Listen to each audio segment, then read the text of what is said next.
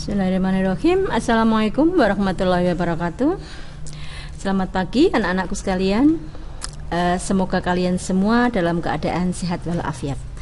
Untuk memulai pertemuan kita kali ini, terlebih dahulu Anda sekalian untuk berdoa sesuai dengan keyakinan dan agama masing-masing. Persilahkan. Sudah? Pertemuan kali ini, pada pertemuan yang ketiga, kita akan bahas metode peramalan dalam proses produksi massal. Pengertian peramalan. Peramalan pada hakikatnya adalah proses untuk memperkirakan berapa kebutuhan di masa mendatang yang meliputi kebutuhan dalam ukuran, kualitas, waktu, lokasi yang dibutuhkan dalam memenuhi permintaan barang maupun jasa. Peramalan berarti hanya mengira-ira, tetapi namun demikian ya harus akurat nantinya. Ya. Klasifikasi peramalan. Peramalan kita klasifikasikan menjadi 3. Ada peramalan jangka panjang, kemudian peramalan jangka menengah, dan juga peramalan jangka pendek. Peramalan jangka panjang secara umum adalah peramalan berjangka durasinya 2-10 tahun. Dalam fase peramalan jangka panjang itu adalah untuk memprediksi atau meramalkan kebutuhan perusahaan dalam jangka panjang, seperti misalnya pengadaan mesin-mesin yang berkapasitas besar, yang modern, yang mutakhir. Kemudian apalagi? Kemudian rencana perusahaan untuk melakukan ekspansi atau perluasan usaha. Nah, itu masuknya pada peramalan jangka panjang. Kemudian peramalan jangka menengah itu umumnya adalah 1-24 bulan, berarti 1 tahun kurang lebih. Apa saja yang masuk dalam kegiatan apa saja yang dalam peramalan jangka menengah? Antara lain pengadaan bahan baku. Kemudian apalagi penjadwalan proses produksi, itu masuk di salah satunya di peramalan jangka menengah. Peramalan ketiga adalah peramalan jangka pendek, waktunya 1-5 minggu, kurang lebih 1 bulan. Apa saja kegiatan yang masuk dalam peramalan jangka pendek adalah hal-hal yang bersifat urgen, mendesak. Contohnya misalnya penjadwalan waktu, kemudian penjadwalan tenaga kerja. Apakah diperlukan jam lembur atau tidak? Nah, itu pada peramalan jangka pendek. Jadi hal-hal yang bersifat mendesak atau urgen. Tujuan peramalan memiliki beberapa tujuan. Antara lain, 1. Menentukan kebutuhan dalam ukuran perluasan pabrik. 2. Menentukan perencanaan jangka menengah atau untuk produk yang ada untuk diproduksi dengan fasilitas yang ada. Ketiga, menentukan penjadwalan jangka pendek dari produk yang ada untuk produksi dengan peralatan yang ada. Tujuan dari peramalan. Berikutnya, karakteristik peramalan yang baik. Peramalan yang baik harusnya memenuhi kriteria antara lain akurasi. Akurasi berarti peramalan yang dilakukan harus cukup akurat. Artinya harus memenuhi kebiasaan dan konsisten. Artinya apa? Bahwa peramalan yang kita lakukan itu harus konsisten untuk memenuhi kebutuhan pasar. Dan peramalan yang bagus atau konsisten tadi artinya bahwa kesalahan dari peramalan itu relatif kecil. Jadi cukup akurat. Nah, itu akurasi. Kemudian biaya.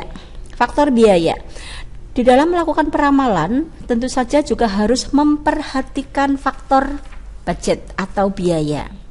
Tentu saja hal ini berkaitan dengan beberapa hal, antara lain ada berapa item yang harus diramalkan. Kemudian waktunya berapa peramalan itu, memerlukan waktu sampai berapa lama. Ini juga akan berpengaruh terhadap pengadaan biaya. Demikian juga metode apa yang akan digunakan di dalam melakukan peramalan itu tadi. Nah, tentu saja ini harus dilakukan secara matang karena berkaitan dengan penganggaran atau biaya. Yang ketiga adalah kemudahan. Kemudahan berarti peramalan yang dilakukan haruslah cukup mudah, cukup sederhana, artinya dapat diaplikasikan di dalam manajemen perusahaan. Nah, misalnya begini, apalah artinya apabila peramalan itu terlalu bagus, terlalu eksklusif, tetapi tidak bisa diaplikasikan di dalam manajemen perusahaan, malah akan menjadi beban perusahaan saja. Karena itu harusnya tadi faktor kemudahan berarti peramalan harus dibuat sesederhana mungkin untuk bisa diaplikasikan. Metode peramalan, perencanaan produksi. Menurut metode peramalan dikelompokkan menjadi dua kelompok, ada peramalan subjektif dan peramalan objektif. Peramalan subjektif itu merupakan peramalan yang lebih menekankan pada keputusan-keputusan hasil diskusi, pendapat pribadi atau intuisi seseorang. Intuisi itu pendapat. Nah, yang meskipun kelihatan kurang ilmiah tetapi dapat memberikan hasil yang baik. Kenapa bisa begitu? Tentu saja sekalipun ini mendengarkan pendapat dari beberapa orang, namun mereka itu adalah orang-orang yang sudah berpengalaman di bidangnya, sehingga pendapat beliau-beliau itu cukup akurat, cukup mendukung keberhasilan sebuah perencanaan. Berikutnya adalah peramalan bersifat objektif, merupakan proses peramalan yang mengikuti aturan-aturan matematis dan sistematis dalam menunjukkan hubungan antara permintaan yang satu dengan lebih variabel yang mempengaruhi. Artinya bahwa peramalan ini dilakukan menggunakan data yang ada di pasar. Seringkali perusahaan melakukan survei pasar, baik melakukan wawancara, kuesioner, meminta pendapat dari audiens atau konsumen. Sehingga dari peramalan tersebut bisa diketahui keinginan permintaan pasar. Analisis jarak waktu. Pada dasarnya ada beberapa metode untuk mengukur tingkat keberhasilan manajemen peramalan perusahaan ini tadi. Antara lain adalah analisis deret waktu. Analisis deret waktu memiliki 4 komponen. Yang pertama, kecenderungan atau tren. Kita tahu bersama bahwa permintaan pasar, selera konsumen itu sangat dipengaruhi oleh faktor tren, mode, misalkan seperti itu. Contohnya, sehingga pasar atau produsen harus membuat produk yang sesuai dengan permintaan pasar atau melalui yang dipengaruhi oleh tren atau mode ini tadi. Tren. Kemudian siklus. Siklus itu adalah terjadinya perubahan secara periodik.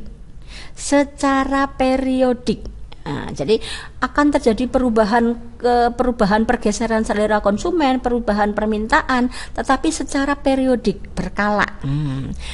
Yang ketiga adalah pola musiman atau season. Ya, ini biasanya adalah peramalan yang dilakukan karena terjadinya perubahan dalam 1 tahun. Misalnya libur hari raya, libur semesteran. Nah, setiap tahun kan pasti ada, setiap semester pasti ada kegiatan-kegiatan hari raya agama. Nah, biasanya kan dirayakan dengan cukup meriah. Nah, tentu saja hal itu akan sangat berpengaruh terhadap proses produksi. Contohnya ada yang bisa memberikan contoh pola musiman berkaitan dengan dalam masa tahun, misalnya kegiatan hari raya. Ada yang bisa memberi contoh? Oke, contohnya begini, misalnya kegiatan hari raya Idul Fitri. Kalian pasti tahu pada kegiatan itu ya, seluruh umat Islam merayakan dengan sangat sukacita. Ya, proses produksi terkait dengan kegiatan itu, misalnya produksi akan kue, sirup, kemudian pakaian atau garmen meningkat secara drastis pada waktu-waktu itu. Ya, permintaan akan melonjak sangat tinggi. Ini dipengaruhi oleh pola musiman atau season. Salah satu contohnya seperti itu. Kemudian variasi acak atau random. Ini adalah komponen yang dipengaruhi, peramalan yang dipengaruhi berdasarkan hal-hal yang sangat tidak terduga. Contohnya misalnya terjadi bencana alam, terjadi hal-hal yang insidental, kebijakan pemerintah yang mendesak, pandemi yang tiba-tiba saat ini. Nah, ini juga sesuatu variasi yang bersifat random atau acak itu tadi.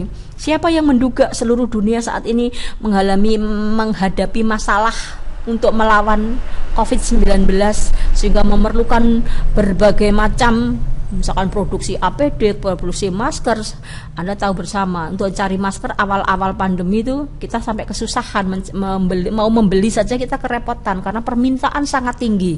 Nah, ini salah satunya adalah faktor random atau acak. Indikasi keberhasilan tahapan proses produksi. Keberhasilan manajemen produksi itu meliputi hal-hal sebagai berikut. Produktivitas. Produktivitas itu adalah perbandingan dari output, hasil yang diproduksi baik barang maupun jasa dengan input. Input di sini dalam hal ini dalam manajemen produksi, input adalah segala sumber daya. Sumber daya ekonomi meliputi bahan baku, sumber daya manusia sebagai teknisinya, tenaga kerjanya, kemudian apalagi sebagai bahan baku yang lainnya seperti contohnya pendanaan dan seterusnya. Itu masuk di faktor apa tadi? Kemudian kapasitas. Kapasitas itu adalah kemampuan perusahaan, kemampuan manajemen perusahaan untuk memenuhi kebutuhan permintaan pasar. Faktor keberhasilan berikutnya adalah kecepatan pengiriman. Itu artinya kesuksesan manajemen produksi itu sangat dipengaruhi oleh kecepatan dalam pendistribusian barang untuk berada di pasar dan akhirnya sampai ke tangan konsumen. Semakin cepat tentu saja kelangkaan barang terhindari, kendala itu tidak ada, maka keuntungan perusahaan juga akan semakin bagus. Kualitas produk. Pastinya setiap konsumen menginginkan barang yang dibeli dengan kualitas yang bagus dengan harga yang terjangkau. Jadi tugas dari manajemen produksi adalah mampu menghasilkan barang yang memiliki kualitas bagus dengan memenuhi daya beli masyarakat. Kemudian kecepatan proses. Kaitannya dengan apa kalau kecepatan proses? Adalah kaitannya dengan mesin-mesin yang ada di perusahaan. Bagaimana mesin-mesin perusahaan tadi memproduksi barang untuk memenuhi kebutuhan permintaan pasar secara cepat. Yang berikutnya adalah fleksibilitas. Kita tahu bersama bahwa selera konsumen terus berubah. Karena itu manajemen produksi harus bisa mengikuti, perusahaan harus mampu membuat barang-barang yang dibutuhkan oleh konsumen. Jadi membuat barang tidak hanya satu macam saja, untuk memenuhi perubahan selera konsumen yang sangat cepat untuk berubah. Ya, itu tadi. Indikator keberhasilan tahapan produksi massal. Ukuran kinerja sistem produksi. Ukuran kinerja suatu sistem operasi atau produksi dapat diukur dalam hal-hal sebagai berikut. Ongkos produksi.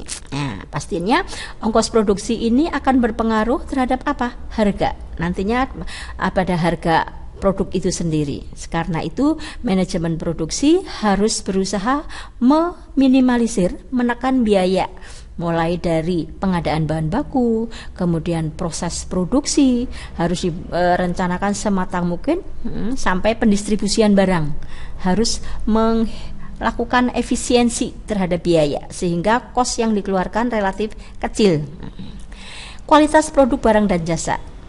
Tadi sudah saya sampaikan bahwa kualitas produk barang dan jasa, konsumen itu menginginkan barang yang dibeli memiliki kualitas yang bagus dengan harga yang relatif terjangkau. Tugas dari manajemen produksi adalah menghasilkan produk itu sesuai keinginan konsumen. Tingkat pelayanan. Semakin bagus pelayanan yang diberikan oleh perusahaan, pastinya akan memberikan tingkat kepuasan kepada konsumen, yang pada akhirnya kepuasan konsumen ini akan membentuk konsumen potensial. Contoh misalnya, suatu saat Anda ingin menservis motor Anda ke sebuah bengkel. Nah, di situ bengkel tersebut ternyata memiliki teknisi yang cukup handal.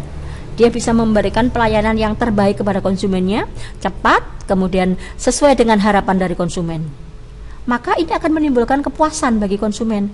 Ketika konsumen ini puas terhadap layanan yang kita tawarkan, maka dia akan melakukan pembelian berulang. Suatu saat ketika dia butuh servis lagi, dia akan datang ke tempat bengkel usaha kita tadi. Nah, itu adalah tingkat pelayanan akan berpengaruh kepada tingkat pembelian konsumen. Indikator keberhasilan tahapan proses produksi. Ukuran kinerja produktivitas mesin. Untuk mengukur kinerja produktivitas mesin, dalam proses produksi tentu saja kita akan selalu menggunakan mesin. Biasanya perusahaan itu akan menggunakan tool OEE atau Overall Equipment Effectiveness. Nah, pada hal ini, pada metode OEE ini tadi, Overall Equipment Effectiveness tadi, ada 3 indikator, yaitu availability, perform, dan quality. Availability ini adalah kemampuan mesin-mesin perusahaan untuk menghasilkan barang secara cepat.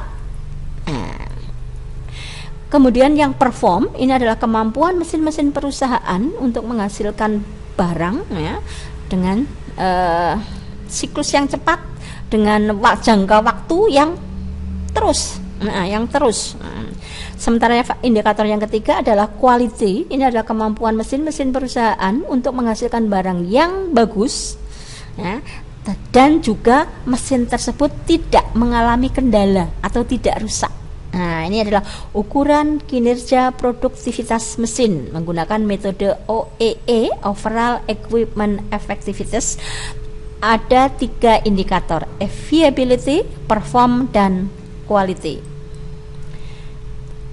Ada pertanyaan? Kalau Anda ingin bertanya untuk lebih jelasnya, Anda bisa menghubungi nomor WA saya.